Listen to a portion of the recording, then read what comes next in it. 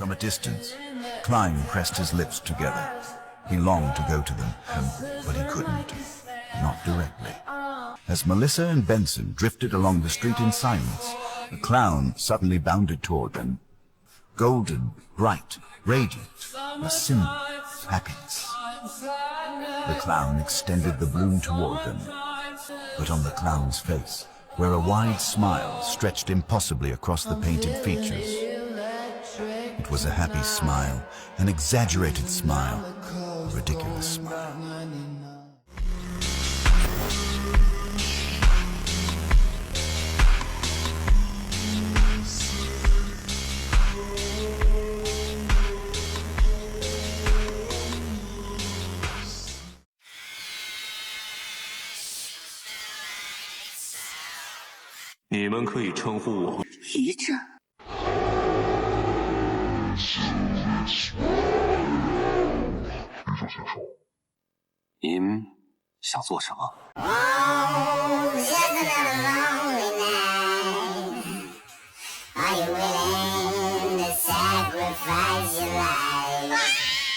Many people are claiming of an existence of a secret organization called the Tarot Club.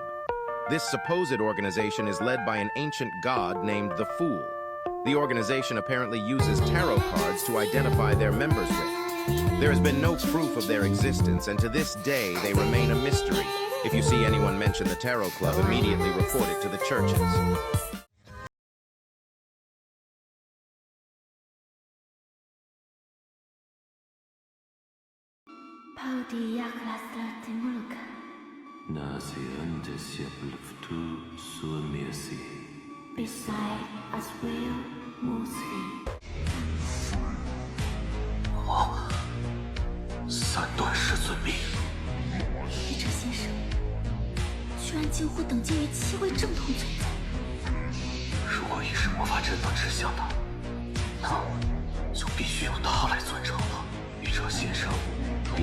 The Fool is an ancient entity more ancient than history, more ancient than the primeval gods and epochs.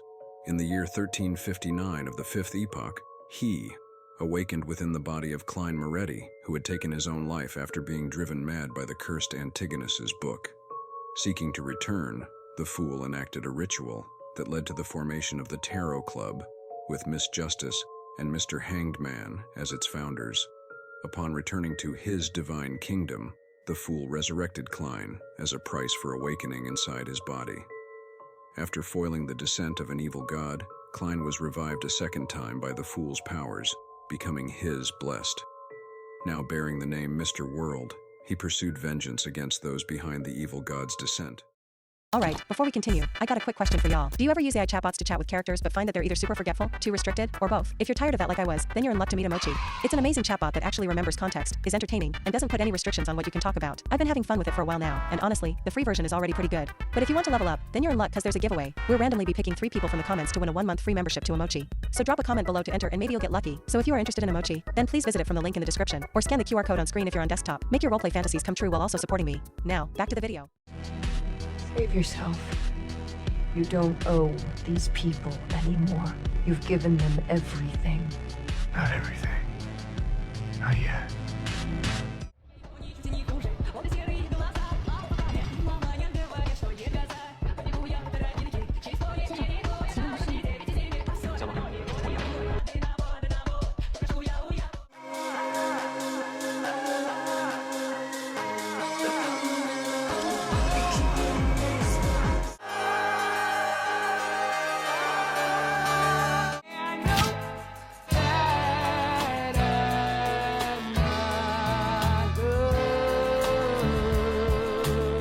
Tonight, Gotham's relying on one man to save us all.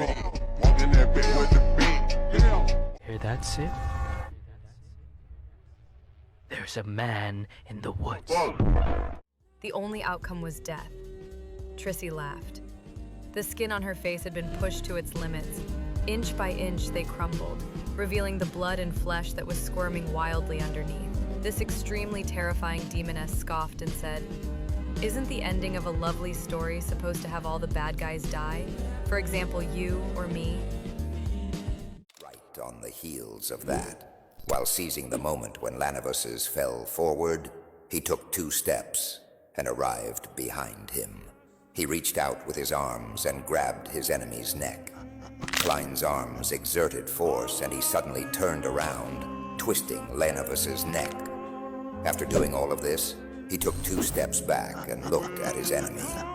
With the card embedded in him, Lanavus looked ahead weakly as he slumped to the ground. At the same time, he was very confused and asked in a staccato manner, "Why do you want to kill me?" With his clown mask on, Klein stared at his archenemy and replied indifferently, "No reason."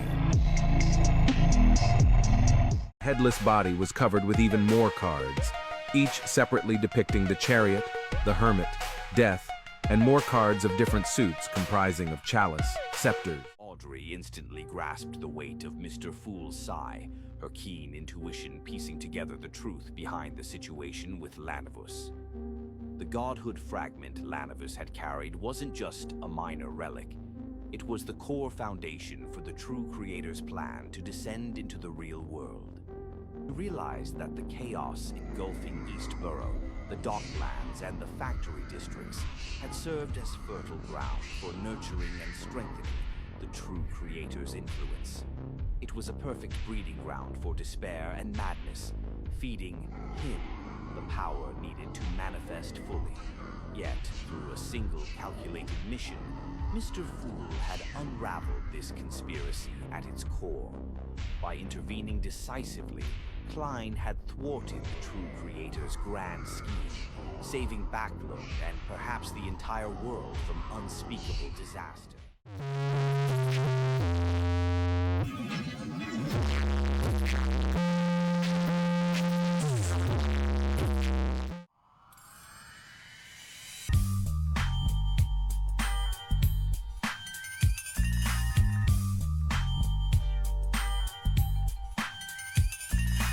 Experienced, Benson protected his sister and wallet before leaving the station with their suitcases while following the crowd. Suddenly, they simultaneously felt a gaze sweep past them. Tracing the gaze, Benson and Melissa saw a young gentleman with neat black hair and dark brown eyes. The gentleman with the gold-rimmed glasses pressed his hat and looked past them into the distance. Benson and Melissa also looked away. Carrying his suitcase with an expressionless look, Klein walked past them with his body kept straight.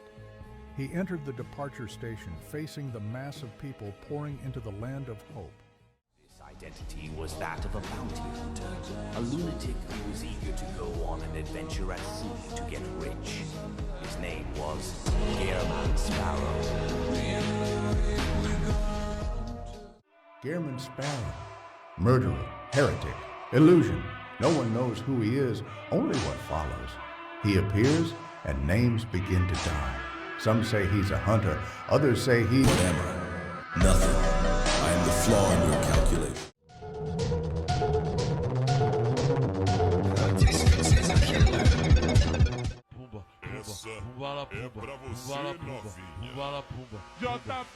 This was the crazy adventurer Gehrman Sparrow, who had a bounty of £50,000 from just a single country. The hunt was about to begin.